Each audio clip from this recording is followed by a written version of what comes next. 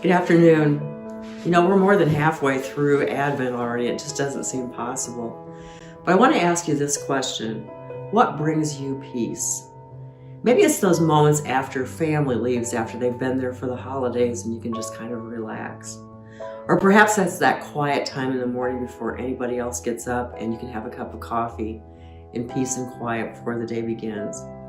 This time of year, sometimes we find a little bit of peace when we look out the window and watch the gently falling snow.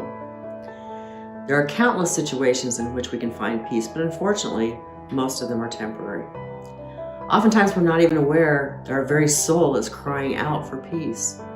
While on vacation a few years ago, we were enjoying exploring a new place and spending a lot of time outdoors in a beautiful location.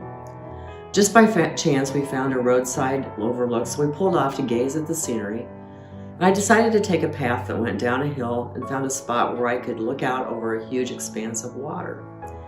Nobody else was around, and as I stood there watching the waves hit the shore and heard the wind sighing softly through the pine trees, something clicked.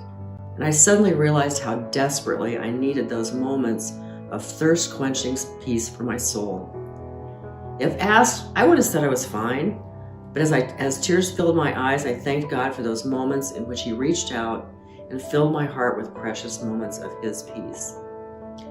The Old Testament prophet Isaiah declared this message from God.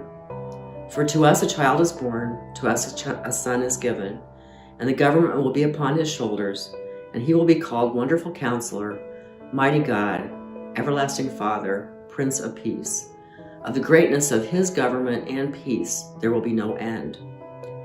Hundreds of years before the Christ child was born, his birth was prophesied as a king, a baby who would be the Prince of Peace, and of the greatness of his government and peace there would be no end. The peace that Jesus brought with his coming, that the Holy Spirit can instill in our hearts today, is a peace that far exceeds anything that we can find on earth on our own. It's greater than the peace we find at the end of a good day, or the peace that comes when plans fall into place, or when we know our loved ones are safe. As good as all those things are, peace that we feel in those moments, they are transitory and they can change in a heartbeat. The peace that God provides, however, reaches into the very marrow of our souls, and despite any circumstances in our lives, like good, bad, and everything in between, it will never go away or change.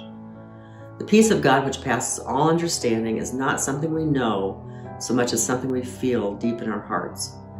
It's an unmistakable sense that no matter what happens in life, all is well because we're in God's hand and His loving care, and nothing can rip us away from that.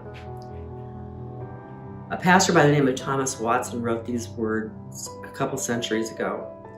If God be our God, He will give us peace in trouble. When there is a storm without, He will make peace within. The world can create trouble in peace, but God can create peace in trouble. Have a wonderful day. God bless you all.